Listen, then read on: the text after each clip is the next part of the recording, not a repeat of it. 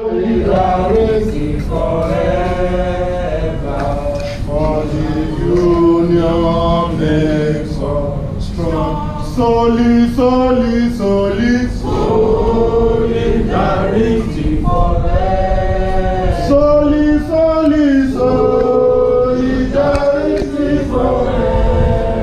We are singing solidarity forever, for the union makes us victory. There is victory for us. Victory. There is victory for us. In the struggle for Nigeria, there is victory for us. Need for reflections to draw lessons and inspiration from these defining moments as we take the struggle forward cannot be overemphasized.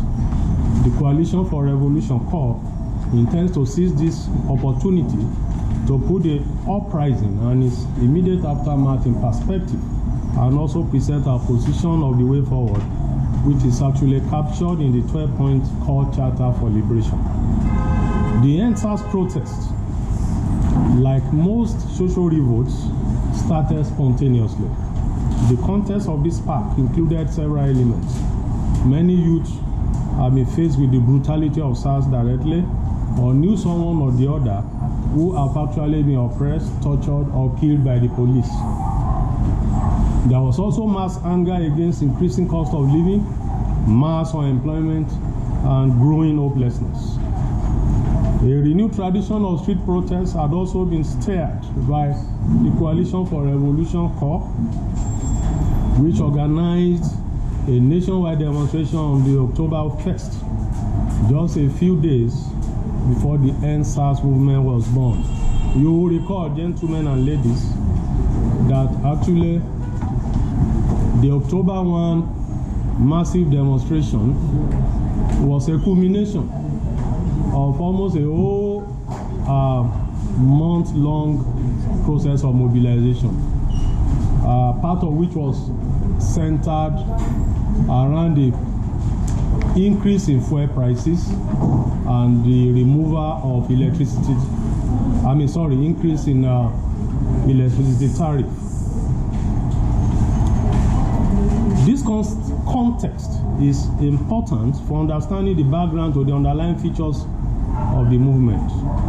It is also useful for us to put the unfolding moment in perspective. The economic attacks on the poor masses and youth is likely going to increase because the elites want to make us to bear the brunt of the social and economic crisis, which has been heightened by the COVID-19 pandemic. IMF, that's the International Monetary Fund, conditionalities for the $3.4 billion loan facility, which the federal government obtained earlier in the year, include further liberalization of the economy. As a matter of fact, the increase in fuel price as well as electricity tariff was actually part of the conditionalities of the IMF. Meanwhile, companies are laying off workers in a country without unemployment benefits. People working in the informal economy cannot access credit to grow their crumbling businesses, while there is no form of social protection or social safety nets for those in the informal sector. More people are also becoming homeless because of demolition of informal settlements than at the beginning of the year. As a matter of fact, precisely on February 14 this year, 2020, we had a massive press conference in this very space. The press conference was, directly addressed the eviction of 21 communities. 21 communities around Snake Island off the Atlantic coast in one of the most vicious land grabs we have ever had in this country. 54,000 people were rendered homeless in that exercise that took place February this year. January. Started January 3rd through January 27th this year. That press conference also addressed the issue of the whimsical ban on Okada, the motorcycle taxis known as Okada, as well as the tricycle operators in several Lagos neighborhoods. In the press conference, we pointed out the dangers of this disastrous attack on poor people, that rendering 54,000 people homeless within the space of 3 weeks will have dire social consequences. And I think some of these attacks, which is not new anyway, also form the basis and the context of the explosion that we have had in the past few weeks. A critical lesson from the EndSars movement is that we can win concessions only if we fight. The movement also demonstrates that the fact that we can fight and win when we mobilize and unite. Call will therefore continue mass mobilization, organizing, and political education to help strengthen the working people and youth movement for the battles ahead. We honor the dead and we demand justice. We record the attacks on protesters throughout the period of mass protest, culminating in the massacre of 20 October, which killed protesters at Lekki, Alausa, and several other centers of the struggle nationwide. We demand that the killers, the police, the soldiers, and the hired goons of the state be brought to book, and that compensation be paid to the family of those killed. While we welcome the judicial panels of inquiry be instituted across the country, we call for vigilance. Despite revelations from the judicial panel of inquiry on the killings of Shiites in Zaria 5 years ago, justice is yet to be meted out to the killers of 347 members of the Islamic movement in Nigeria. We will closely monitor the sessions of the panels, but we will not be letting our guards down. This is working closely with other civil society forces and movements to come up with a comprehensive list of the people killed, and we will use every avenue, including the judicial panels, to ensure that they are accorded due justice. I think it's important to emphasize the point that the judicial panels, especially the one set up by the Lagos state government, is limited to killings by the notorious SARS, and also later the terms of reference was extended to the killings in Lekki. We believe that that's not sufficient. We believe that the investigations should actually be extended to the killings of hundreds of people that we witnessed not only on October 20, but also on October 21 and 22nd, 2020, to incorporate military training.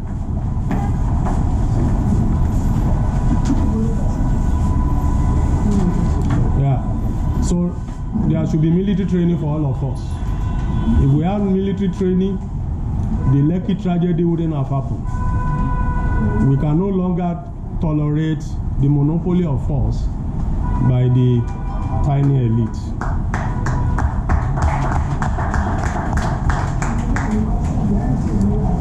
And the regular military should be reconstituted, retrained, while the rank and file, we have the right to unionize. Their unions will also be consulted in the appointment of officers. Military troops not in active deployment shall be engaged in civil operations, including community development, disaster management, infrastructural development, and so on. So these are some of our key demands as far as security is concerned. And we believe that until that is addressed, we continue to scratch the issue of insecurity on the surface. Number 6, we talk about gender relations,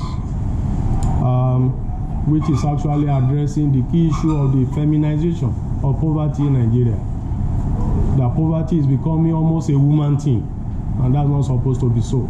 The historic suffering and marginalization of our women must be addressed. Number 7, talk about environmental justice and protection. And of course, a key reference is the Niger Delta, which has suffered enormous environmental devastation in the last 6 to 7 decades of oil and gas exploitation.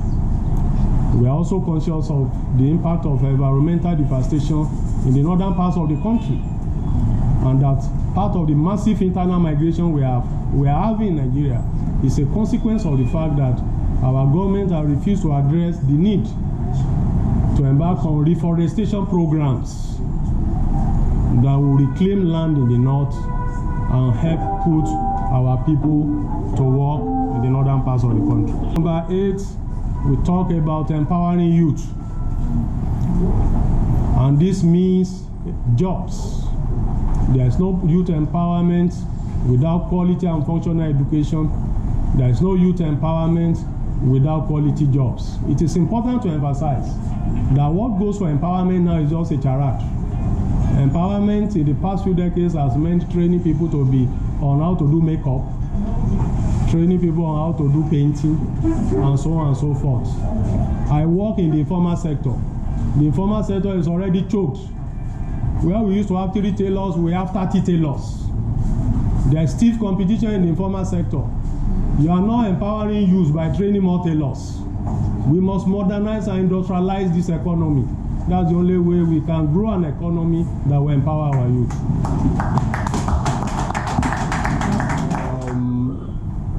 That's why this charter is necessary now, without us forgetting that we just marked 60 years of so-called independence for our country.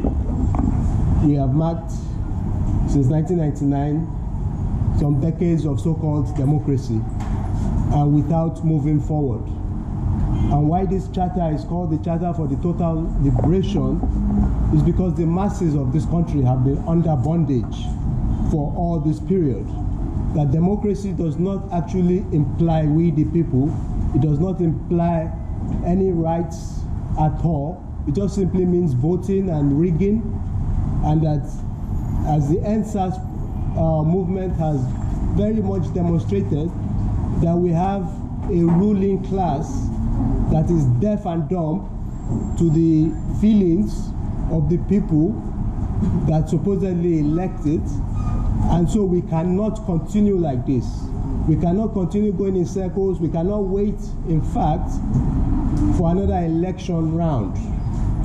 That the system of democracy must change. And as a starting place, the people who are spending so much of their allowances and whatever, practicing a very expensive democracy that doesn't actually touch the people, as a start, the allowances and the salaries and everything must be cut, and anybody that goes in for electoral office is simply going to go in to serve the people. Because what they are there, they are not servants, they are masters who are collecting a pay that doesn't suit what they do. And what we should have is that working people on a worker's wage will go to the assembly or whatever is supposed to represent us. And I think that this is the time that question has to be asked. Nigeria cannot afford to continue to go backwards and in an endless cycle. As many people know, that the democracy must become real, and this is what this Charter for Total Liberation is about. So that's just what I want to add. We should all remember that this panel was constituted way before several revelations, in fact before the October 20 shooting that later become Black Tuesday, a day of tragedy for not just the Nigerian youth but for democracy across the world. When the shooting happened, The Lagos State governor went everywhere, including CNN. He was lying up and down that he had nothing to do with the invitation of the military, despite some subtle facts that says otherwise. In case for some of us who do not know, the section of the military that came to kill protesters were OP-MESA. And this OP-MESA is always funded in most cases by state government, and as it stands now, there are 26 units of OP-MESA across 26 states, Lagos State inclusive. In fact, to consciously cover up this criminal act, the Lagos State government deleted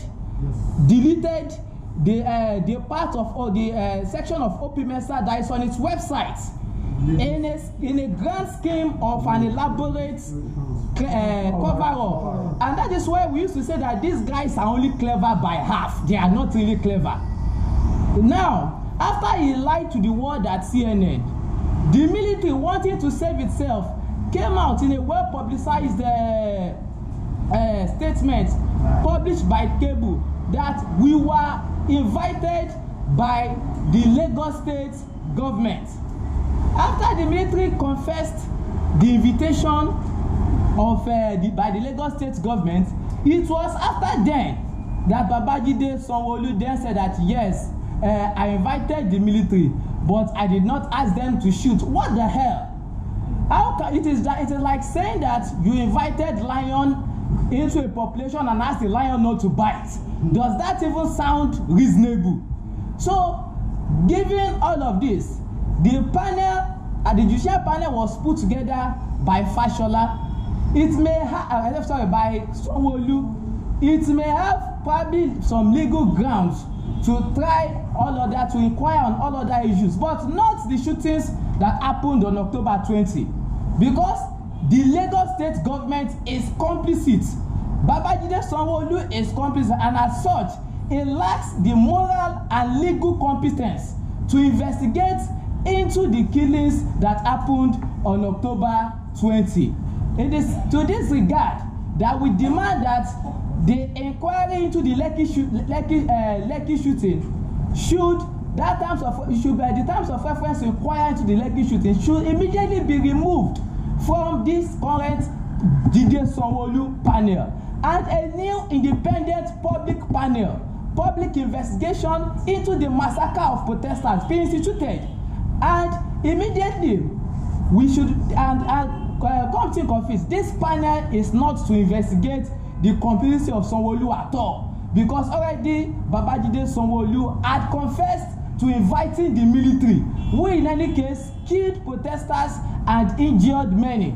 It is upon this note that we also demanded that for killing protesters, shooting at protesters, that the governor resigns honorably, because this is one of the greatest onslaughts that have been done to the Nigerian democracy and to the black people across the world. We also demand that this new panel that must be put together would eventually investigate all officers, police officers involved in the disruption of protests, police and military alike involved in the disruption of protests, in the killing of protesters, and in the injury of protesters. They should all be investigated and not charged for murder, because that's exactly what the ones that killed should be charged for murder. The ones that also injured and dispersed protesters should be tried accordingly. And also, we also want to demand that the police is also under direct control of the Inspector General of Police. On this ground, we also demand the immediate resignation of the Inspector General of Police.